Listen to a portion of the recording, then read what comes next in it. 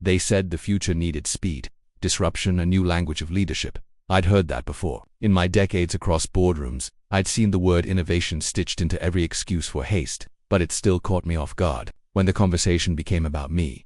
My name is Alan Whitmore. I'm 61 years old, and until 2 Fridays ago, I served as Chief Financial Officer at Bellwether Components, a manufacturing group headquartered in Indianapolis. I joined the firm when we were barely breaking even across 5 modest plants. Today, Bellwether runs 21 facilities across the Midwest, supplies defense contractors, and holds a quiet but steady spot on the NYSE for 17 years. I didn't chase headlines. I didn't sit on panels or get profiled in glossy business journals.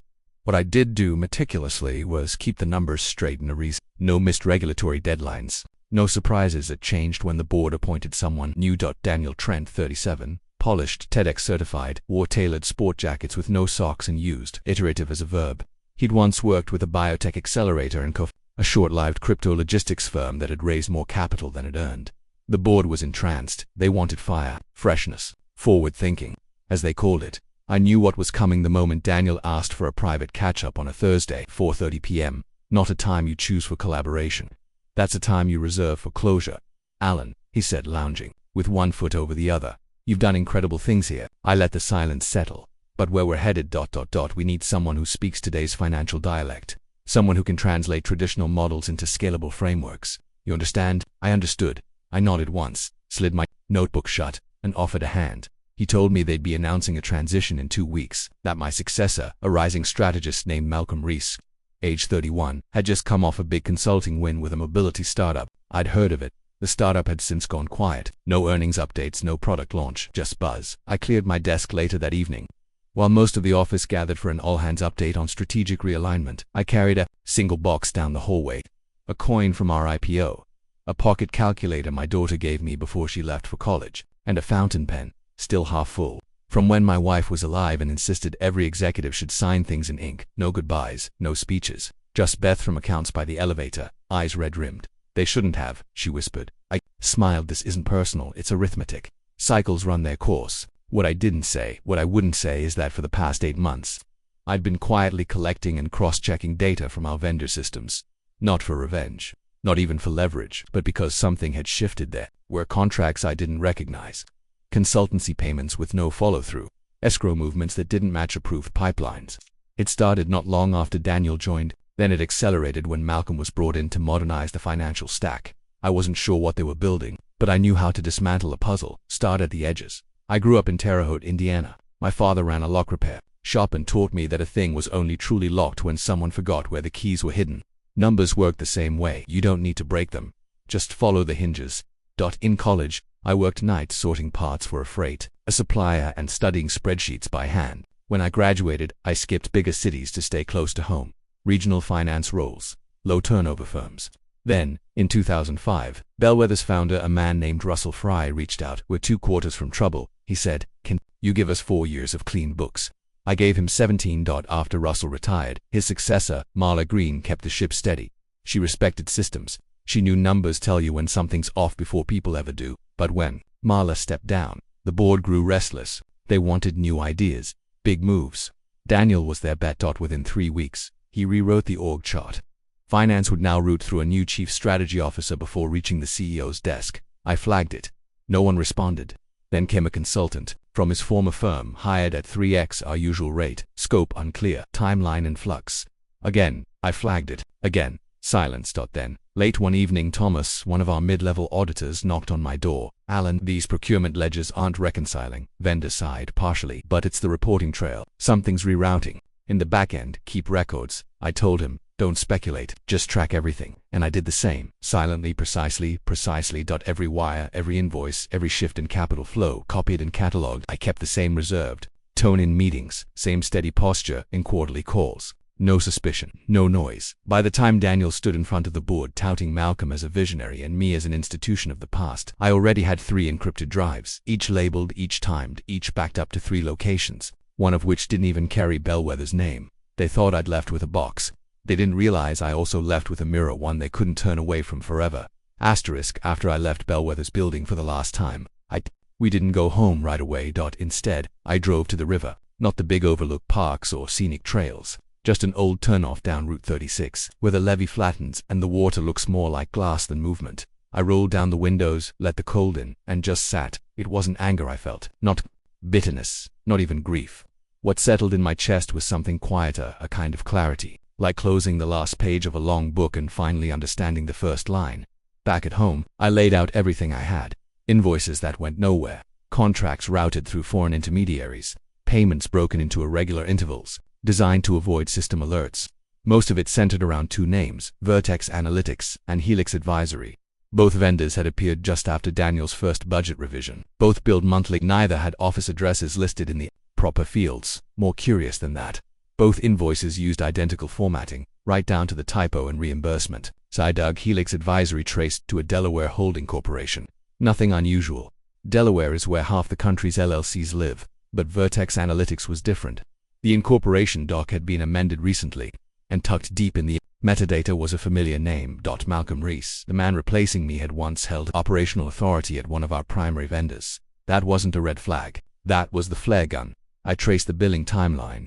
The first payment to Vertex occurred 11 days after Daniel signed his employment agreement. The first Helix invoice was approved just 4 days after Malcolm consulted on an internal audit structure change. And both vendors, when aggregated, had billed Bellwether for over $4.2 million in 12 months. That didn't happen accidentally, and it didn't happen alone. At this point, I knew better than to run to the board. I'd seen the way they shifted during my final meeting. Eyes that once sought my approval now scanned over me like a misplaced fixture. One of them, Colin Wexley, had even yawned. But there were still two people worth trusting.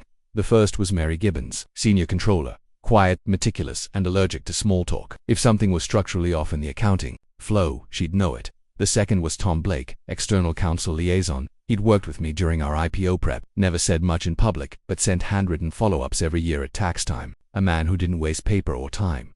I contacted Mary first, not with an accusation, just a question. Do you recall when Helix Advisory was first approved as a vendor? She checked December 4th. She said, procurement file was flagged for expedited onboarding, CEO sign-off. Were you involved in payment routing? Just the clearance step. Did any deliverables accompany the payments? She hesitated. Technically yes, but they're all in PDF form. No active work logs, nothing that shows labor output. And Vertex Analytics. That one single quotes as ... odd their bills come through a mirrored finance portal. It doesn't hit a standard vendor review flow. That night I started diagramming names, entities, dates. I didn't connect everything yet, but the shape was becoming visible. And one thing was certain, Daniel hadn't been innovating. He'd been rearranging the walls so no one could see which way the money flowed. The next morning, I made a decision. I wouldn't go to the press. Not yet. I wouldn't go to the regulators either. First, I needed to give someone inside the house a chance to hear the smoke alarm before I pulled it. I wanted someone to have the option to fix it. That person, surprisingly, was Tom Blake. We met in a private room at a coffee shop near 71st Street. No logos, no names. He listened without interrupting. His only movement was jotting the occasional note in a small linen-bound notebook. When I was finished, he said, "Can you prove control?" I nodded. Vendor ties, shared addresses, invoices with matching hashes. I've saved everything. If this goes to litigation or investigation, he said, the board will say you're retaliating for being replaced. I know they'll imply you were out of step with current finance protocols. I kept the book straight for 17 years. Tom, if that's out of step, maybe the problem isn't me. He studied me for a long moment, then said something simple. Put it all in writing. Include your reasoning. Cross-reference the documents. Don't speculate, just the trail. So I did. It took 2 more days. I wrote it like an auditor, not an accuser, with footnotes, exhibit tags, primary source links. Every number I mentioned came with backup. By the time I was done, it wasn't a complaint. It was a forensic path before I sent it to Tom. I created something else, a timed release copy. If I didn't input a secure code into a private server every 72 hours, that package, the entire thing, would forward to the Department of Financial Regulation, the Securities and Exchange Commission, and 3 retired finance journalists I trusted. That was my insurance policy. On the 3rd day, I received an unexpected call. Mr. Whitmore, my name is Ellen Brooks. I work with the Office of Whistleblower Protection at the S. My hands didn't move. We've received a report, she said, a very detailed one. I wanted to verify a few of the sources and see if you'd be willing to meet informally. Is this part of an investigation? No, not yet. Right. Now, it's a preliminary review. Do you know who submitted the report? I can't disclose that. But I knew Tom, not because he betrayed confidence, but because he recognized something I'd hoped someone would see. This wasn't about disruption, or age, or even strategy. 3 weeks after I left Bellwether, everything was in place, not because I rushed, but because I didn't. When you're up against a machine, not just a man, you don't pull wires randomly, you study the current, you wait until the right lever controls the entire board. Miriam had done exactly as she said. The internal audit was formally requested. The motion was seconded by Paul Leckler, another board member who hadn't spoken much in years. That was the first sign. The second came when Bellwether's internal counsel reached out to me directly, Mr. Whitmore. The email read, "We're conducting a routine review and would appreciate any historical records you can provide pertaining to the vendors, Vertex Analytics and Helix Advisory. Routine. The way a house call from the IRS is routine." I waited 48 hours before replying. Long enough to make it clear I didn't jump when summoned, but not so long as to suggest resistance. My response was cordial, concise, and attached. A 23-page index of documents I had archived, with references to the corresponding locations on Bellwether's internal audit server. What they didn't know was that I'd already spoken with the auditing firm brought in for the investigation. Not formally, just an anonymous call to a junior partner I'd known during my IPO days. "Check the redundancy logs," I said, "and compare them to what procurement submitted last quarter." "Who is this?" But I had already hung up. The next ripple came, not from Bellwether, but from inside the SEC.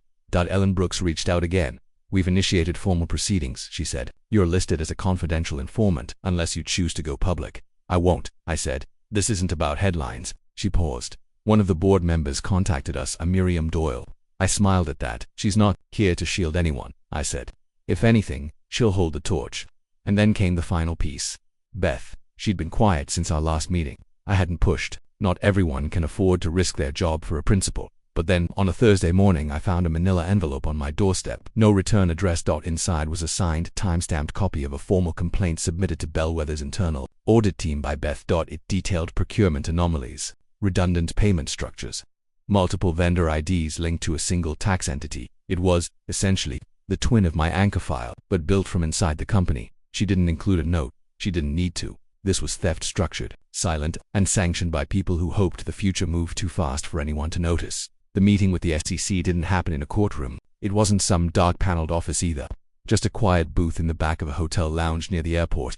Ellen Brooks wore no badge, carried no briefcase, just a tablet, a pen, and a calm, practiced voice.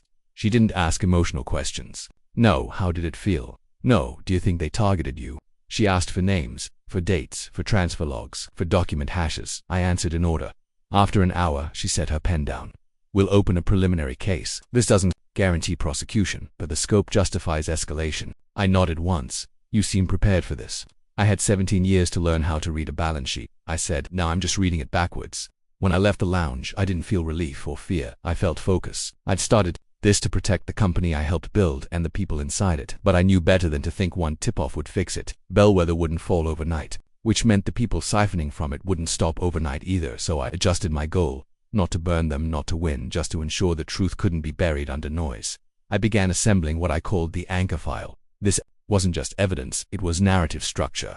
The who, when, and how, but arranged the way an auditor, an investigator, or even a skeptical board member would need to see it. The goal wasn't to shock.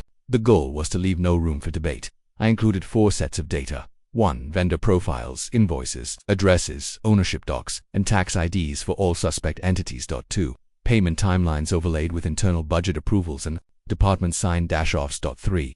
Role changes showing when reporting lines shifted, when procurement systems were updated, and who gained access to which ledgers. 4. Testimonies, not statements but quiet corroborations. A screenshot here, a memo there. Small things that, when placed in sequence, spoke volumes while I worked. I reached out to Mary again. She was hesitant at first, but after I explained that the SEC had opened a file and that all her records were being subpoenaed anyway, she agreed to speak privately. "Alan," she said, "I don't want to lose my job. You may not have a choice," I said gently. "But if you help now, you won't lose your name." She gave me access to a partition drive Bellwether used for dormant vendor contracts, old files, inactive but stored. What she didn't know, and what I confirmed later, was that one of the oldest folders inside it had been duplicated and scrubbed. Same folder name, same metadata, different documents. A forgery. Someone had covered their tracks using a naming convention only old employees would recognize. But here's the thing about people who erase too much: they forget who remembers what existed in the first place. 1. Of the scrubbed contracts, a consultancy proposal for Helix Advisory originally had a version number, 7.0. The new version, the clean one, only had a 1.0, a digital rookie mistake. When you fake age, you always forget the wrinkles. Meanwhile, I began planning a quiet return to Bellwether's orbit, not as an employee, but as a witness. There were still a few board members I believed hadn't been looped into the scheme. One of them was Miriam Doyle, a logistics expert who once ran her own freight company. She'd joined the board 2 years ago, and from what I remembered, hated inefficiency. I drafted her a letter not accusatory, just concerned. I wrote, **In your time running Doyle Freight, I imagine you learned the same thing I did. If a container leaves full but arrives light, someone opened it in transit. I'm afraid that's what's happening here. The cargo hasn't disappeared, it's just being rerouted." Attached was a sanitized excerpt from the anchor file. 3 vendor names. A timeline. 1 signature mismatch. I mailed it, with no return address. The next morning, I received a text from an unknown number. "Greater than you, still drink coffee black. Alan, Miriam." We met 2 days later. She didn't say much at first, just read page by page. "This isn't just a few bad actors," she finally said. "This is engineered." I nodded. "They're already laundering reputations too," I said. "I've heard from 3 former staffers that I left under performance concerns. One even said I was under internal investigation." Miriam set the papers down. "They're pre-building the narrative. If this leaks, they want you discredited before the truth surfaces." "I'm aware." She looked at me, not with sympathy, with clarity. "I'll call a committee vote," she said. "We'll open an internal audit." "They'll stall," I said. "They'll say it's politically motivated. Then I'll make sure the vote is on record. They can't erase that." I walked out of that cafe not with hope but with something firmer. Leverage. That evening, I triggered the secondary phase of my plan. Remember the emergency access account I set up before I left? Standard protocol: when a senior finance officer steps down, there's often a 30-day transition window where credentials remain active partially. Most companies rely on an automated task to deactivate or audit these credentials after a week or 2. Bellwether never ran the task. My admin access still worked. I logged in from a clean machine, a burner laptop. Never connected to my home Wi-Fi, never registered to my name. From there, I pulled 4 things. 1. Email metadata, showing internal warnings about vendor anomalies. 2. Access logs, proving document edits and deletions were performed by Malcolm under another user's credentials. 3. An internal memo drafted, but never sent, warning Daniel about improper reporting structures. 4. A backup archive from the month I left, with duplicate copies of financial reports that didn't match final submissions. This wasn't about revenge anymore, it was preservation. For the company, for the staff, for the people who didn't know their pension funds were underwriting someone else's exit strategy that night. I packaged everything. 2 USBs. 1 air-gapped drive and a single manila envelope. Wasn't ready to pull the trigger yet, but I was close. That afternoon, I drove to a storage facility just outside town. I'd rented a small unit under an alias. Inside were copies of everything. 1 master drive, and a sealed packet labeled **** in the event of sudden corporate restructuring. ***, paranoid, maybe, but I'd learned that corruption doesn't shout, it whispers, and sometimes, it deletes. Then, as if on cue, my phone lit up. Daniel Trent. The number came through a relay, probably a private VIP, the kind you use when you don't want your name on the bill. I answered. "Alan," he said, voice casual. "Was hoping we could catch up." I didn't reply. "Look, I think we got off on the wrong foot. You've been a part of Bellwether's DNA. I said that in meetings, by the way. I don't know what rumors are circulating. But you're calling because the audit found something," I said flatly. A pause. "We're reviewing some procedural gaps," he said. "Standard stuff. Like billing yourself through shell vendors, like laundering consultant fees through Vertex." His tone hardened.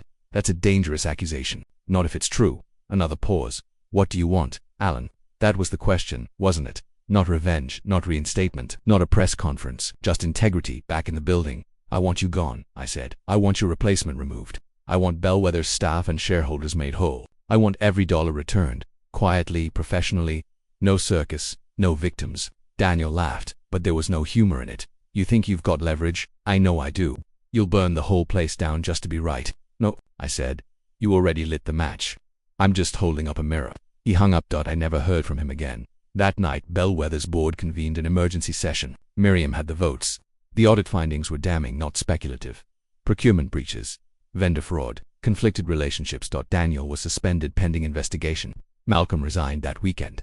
3 board members with investment ties to Vertex also stepped down, quietly, before the press could sniff blood. I didn't attend any of the meetings. I wasn't interested in cleanup. That job now belonged to others. Beth texted me 1 word, ***safe. I replied, "Always. Keep it backup." By the following week, Bellwether had retained an external forensic firm. The findings were forwarded to the SEC. Ellen confirmed that formal charges were being prepared, but would take time. White-collar crime doesn't end in handcuffs. It ends in settlements, fines, and non-disclosures, which was fine by me. The goal was never spectacle, it was restoration. Order. Truth that couldn't be silenced by title or budget. 3 months after the audit, I stood at the edge of a pinewood deck overlooking a small valley near Asheville, North Carolina. No skyscrapers. Number of boardrooms, just trees, quiet air, and a slow-turning sky. Bellwether had moved on without me, and that was exactly what I wanted. When the forensic firm released its preliminary report, the story barely made a headline. A short column in the financial press. Bellwether CFO resigns amidst audit changes. The SEC said they'd take it from there. No grand jury, no dramatic explosion, just the slow, methodical gears of accountability turning beneath the surface. Daniel Trent never made another public appearance. Malcolm disappeared from the consulting circuit. 2 of the board members quietly settled conflict of interest investigations through fines and waivers. Bellwether's shares dipped but recovered. Miriam took over as interim chair and Beth, she was promoted to director of accounting. She sent me a picture, her nameplate on a door that used to lead nowhere important. I sent back one line, asterisk, asterisk, do it better than we did. Asterisk, asterisk, my cabin wasn't grand. 2 bedrooms, an office, a porch where the air smelled like moss and woods. Patricia and I had once talked about retiring to a place like this. We'd circled towns on maps, saved real estate listings, dreamed, but life had other plans. She'd passed before we could pack a single box. Now, alone, I found it wasn't too late to live quietly, not to grieve, but to remember with steadiness. The settlement Bellwether offered me for my cooperation during the internal investigation was generous. I didn't ask for it, but I accepted. I had no desire to return to the company. I didn't want applause, just space, just closure, no press conferences, no memoirs, just peace. Still, I didn't disappear entirely. Once a week, I drove into Asheville to meet with a local nonprofit, a community food logistics hub serving rural neighborhoods in western North Carolina. They'd lost their bookkeeper 2 months prior and were operating with scattered receipts and spreadsheets. Tabs labeled things like try to and latest maybe. I didn't give them my resume, I just showed up and said, would you like some help organizing your chart of accounts? They said yes. No one asked about Bellwether. No one even knew, which was perfect. Integrity doesn't need an audience, and neither does rebuilding. One afternoon, while sorting out a budgeting backlog from a recent USDA grant, I got a call from Miriam. Thought you might like an update. She said SEC closed their case. Final agreement reached, no charges. For the company itself, financial penalties, governance overhaul. Zachary and Daniel are barred from holding executive finance positions for 10 years. And Beth, she's the one who got the internal protocols updated. We're now double flagging any vendor added by executive referral. I smiled. She outlast all of you. We're planning a formal thank you dinner. She added you should come. I won't, I said, but I appreciate it.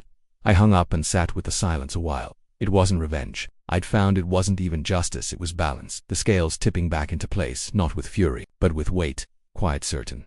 Later that week I opened a drawer in my office. Inside was the leather-bound portfolio Patricia had given me the year I started at Bellwether, still pristine. Inside it, the last picture we took together, her at the lake, smiling, a thermos in one hand, and a ripple of wind across the water. Behind her I touched the photo gently. No rush, no words. She'd once said to me, you're not built for drama, Alan. You're built for steadiness. Just don't let the world trick you into thinking that's weakness. She'd been right. The world doesn't need more men trying to burn it down in protest. Sometimes it needs the ones who sit quietly, build ledges, and refuse to erase the truth no matter how inconvenient. The nonprofit's books were almost clean now. 1 more quarter and they'd be ready for their first external audit. On my way out that day, one of the volunteers said, we've never had numbers this organized. Before I nodded, slid my pen into my pocket and said, good, that's how you know they're ready to be trusted. The road home was quiet, the kind of winding 2-lane where no one passes unless they're lost or local. I drove it slowly. No deadline, no performance review, no board meetings, just the sound of tires on gravel and the memory of what it means to do something right even when no one is watching. Some call that old school, I call it enough.